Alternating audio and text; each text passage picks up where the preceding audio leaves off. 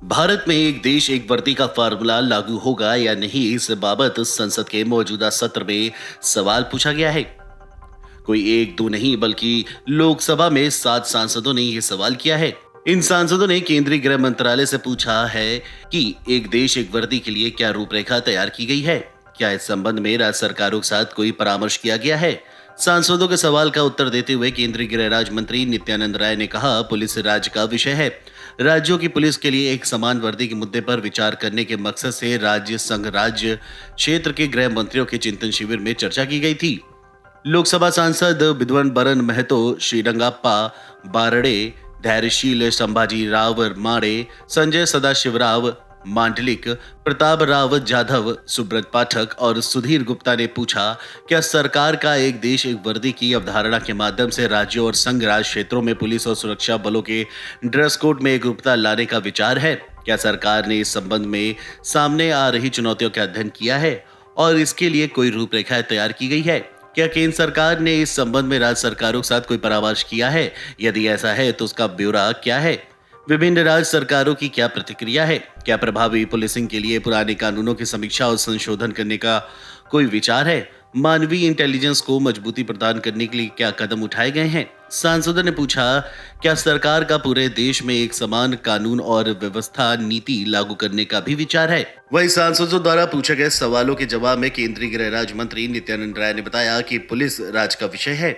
राज्यों की पुलिस के लिए एक समान वर्दी के मुद्दे पर विचार करने के मकसद से राज्य और संघ राज्य क्षेत्र के गृह मंत्रियों के चिंतन शिविर में चर्चा की गई थी, ताकि कानून प्रवर्तन के लिए पुलिस को समान पहचान की जा सके, जिससे नागरिक देश को कहीं भी पुलिस कार्मिकों की पहचान कर सके।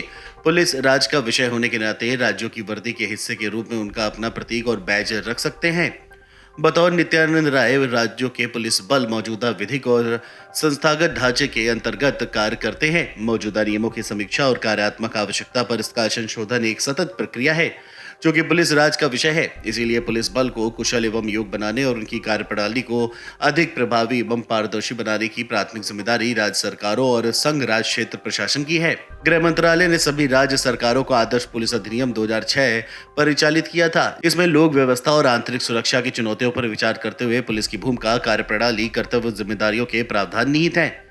कई महीने पहले हरियाणा के सूरजकुंड में आयोजित चिंतन शिविर में प्रधानमंत्री मोदी ने देश में एक पुलिस एक वर्दी का विचार रखा था। राज्यों के गृह मंत्रियों, गृह सचिवों और शीर्ष पुलिस अधिकारियों के समक्ष पीएम मोदी ने कहा था, पुलिस के लिए वन नेशन वन यूनिफॉर्म सिर्फ एक विचार है, इसे राज्यों पर थोपा नहीं जा रहा है।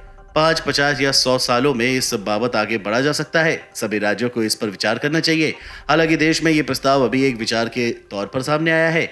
इस बाबत बीएसएफ के पूर्व एडीजी एसके सूद कहते हैं, ये उतना आसान भी नहीं है। किसी भी पुलिस या बल को नाम निशान उसके कार्मिकों के दिल में बसता है। वैसे भी कानून व्यवस्था राज्य का विषय है, इसीलिए इस संबंध में किसी अंतिम निर्णय पर पहुंचना इतना आसान नहीं है।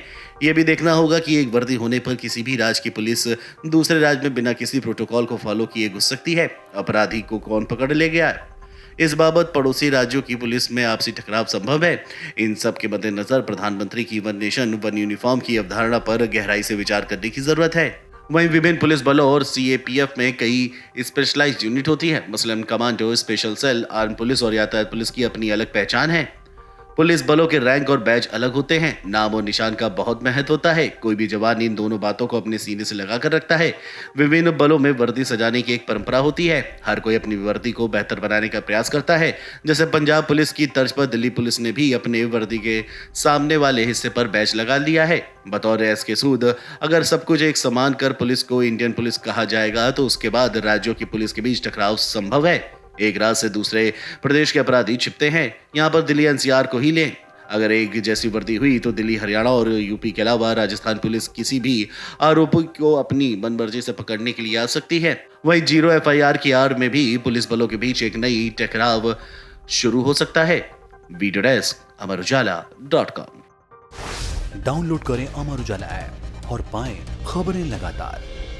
अगर आप ये वीडियो YouTube पर देख रहे हैं तो हमारे चैनल को सब्सक्राइब करें और बेल आइकन को दबाना ना भूलें। अगर आप Facebook पर ये वीडियो देख रहे हैं तो हमारे पेज को लाइक करें।